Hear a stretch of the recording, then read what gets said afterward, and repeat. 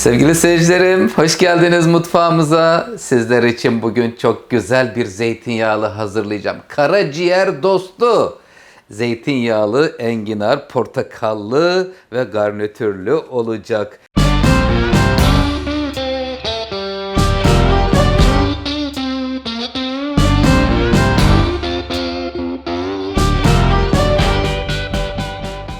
Beş tane enginarım var, 2 tane portakal, 1 limon, 2 tane soğan, küçük boy, bütün soğan bırakacağım içerisine. Ve sevgili seyircilerim, burada patates, havuç, bezelye üçlüsü garnitür olarak aldım veya küp küp doğrayabilirsiniz. Havuç ve patatesi, dereotu, zeytinyağı, tuz, şeker, biraz da su, portakal suyu, limon suyu, biraz da içinde su, bir çay kaşığı kadar da böyle hafif sosunu bağlasın diye un koyacağım ama bir çay kaşığı kadar koymayı planlıyorum. Şimdi öncelikle hemen enginarı şuradan tencerenin boyuna göre kesiyorum. Bismillahirrahmanirrahim. Bakın şuradaki yenilebilir bölümü, beyaz doku olan bölüm yenilebilen bölümü. Şimdi hemen şöyle kozasını enginarın sevgili seyircilerim güzelce açıyorum. Bismillahirrahmanirrahim. Yiyenlere şifa olur. Zeytinyağlı bizim Türk mutfağımızda çok önemli bir yere sahiptir. Çok seviyoruz. Bütün püf noktalarıyla birlikte inşallah şimdi sizlerle paylaşacağım. Şöyle kozayı hemen hızlıca soyuyoruz. Aman Oktay Usta ne kadar da azaldı diyeceksiniz. Haklısınız. Çünkü enginar böyle kozası kocaman kocaman görünür. İçinden küçücük çıkar. Evet, şimdi sevgili seyircilerim burada önce şöyle bir düzleyelim. Sonra hafiften şu yanları da hemen bir rutujluyorum. Sevgili seyircilerim, şimdi böyle detaylı bir şekilde yavaş yavaş soyuyorum. Soyarken önemli püf noktası limonlamak gerekiyor. Sürekli limonlarsak işimiz garanti olur. Kararmasını önlemiş oluruz. Hemen şuradaki limondan keseyim. Limon yanınızda şöyle olacak sevgili seyircilerim. Bakın şöyle bir limon olacak. Şöyle hafiften sıkarak suyuyla birlikte kararmasını önlüyoruz. Ben şimdi bir tane böyle detaylı bir şekilde soyuyorum. Ondan sonra hepsini aynı işlemi yapıyorum.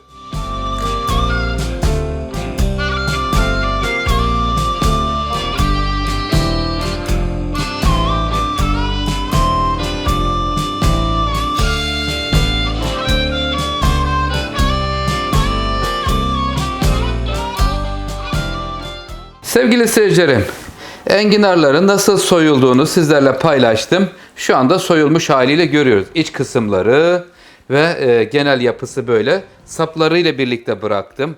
Oktay Usta kocaman kocaman kozalardan bu kadar mı çıktı diyeceksiniz. Haklısınız sevgili seyircilerim ama enginar çok kıymetli bir ürün olduğundan böyle oluyor. Şimdi ama yemesi güzel oluyor. Garnitürünü vereceğim. Bolca garnitür veriyorum. Bir kase dolusu havuç, bezelye, patates karışımından. Bakın şu anda görüyor musunuz ne kadar güzel göründü. Sevgili seyircilerim, şimdi burada 2 tane şöyle soğan bırakıyorum içine. Soğan, limonlu suyu almıştık. Şimdi yarım limonu da vereceğim, buraya sıkacağım. Kararmaması için limonlu suda tuttuğumuz vakit kararmasını önlemiş oluyoruz enginarın. Evet, şimdi devam edelim. Buraya garnitürümüzü, patatesimizi, havucumuzu koyduktan hemen sonra sevgili seyircilerim portakal suyu ve limon suyu geliyor. 2 tane portakal suyu, portakallı çünkü bir enginar hazırlıyorum. Şifa olur inşallah yiyenlere. Bismillahirrahmanirrahim. Dualarımızı okuyalım, besmelemizi çekelim. Güzel güzel tatlar ve lezzetler olsun sevgili seyircilerim. Evet. Maşallah portakallar da bayağı güzel suluymuş. 2 portakal, yarım da limon buraya. Bol meyveli, bolca C vitamini içinde olan güzel bir enginar ortaya çıkartıyorum. Sevgili seyircilerim, hemen hızlıca şimdi un ve şekerini vereceğim. 1 tatlı kaşığı buraya şeker ilave ediyorum. Zeytinyağlılarda Türk mutfağında şeker önemlidir. İsterseniz azaltabilirsiniz. Mümkündür. 1 çay kaşığı burada sadece kıvamını hafiften bir bağlaması için 1 çay kaşığı un, şöyle tuz serper gibi serpiyorum sevgili seyircilerim. Ya da sıvılarla açmanız gerekir. İkisi de uygundur. Evet, şimdi geliyor. Yarım çay su bardağı, özür dilerim, su veriyorum. Suyu şöyle gezdirdim. Üzerine limon ve portakal suyunu döküyorum şimdi. Allah'ım ne güzel nimetler veriyorsun bize. Sana sonsuz şükürler olsun Rabbim. Evet, portakal ve limon suyu karışımından koyduktan sonra sevgili seyircilerim buraya dereotu verelim. Güzel aroması gelecek çünkü şöyle üzerine birazcık dereotu bırakıyorum. Tuzunu veriyor. Kapağını kapatıyoruz. Kısık ateşte kaynamaya başlayınca ama en kısıkta yaklaşık olarak 45 dakika gibi bir sürede pişiyor sevgili seyircilerim. Ocağa alıyorum. Ocağa alırken tüpüm bitti, mutfakta çareler bitmez yöntemiyle çalışıyorum. Hemen şurada yeni bir ocağım var. Ocağımın üstüne alıyorum. Bismillahirrahmanirrahim diyor ve çalıştırıyorum.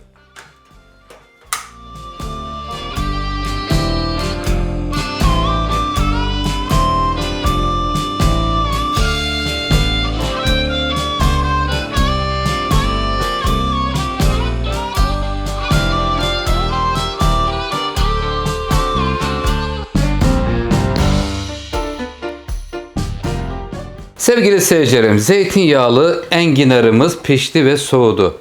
Şimdi sizlerle paylaşmak istiyorum. Portakalın rengini görüyor musunuz? Altın sarısı olmuş, portakal suyu ve limon suyu ile pişirilmiş güzel bir zeytinyağlı enginar oldu.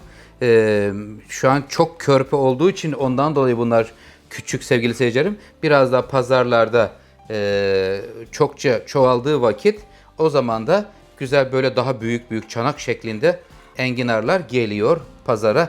Sevgili seyircilerim, pazarlarda güzel sizler için soyuyorlar. Soyulmuş haliyle alıp aynı benim yaptığım işlemin aynısını yapabilirsiniz.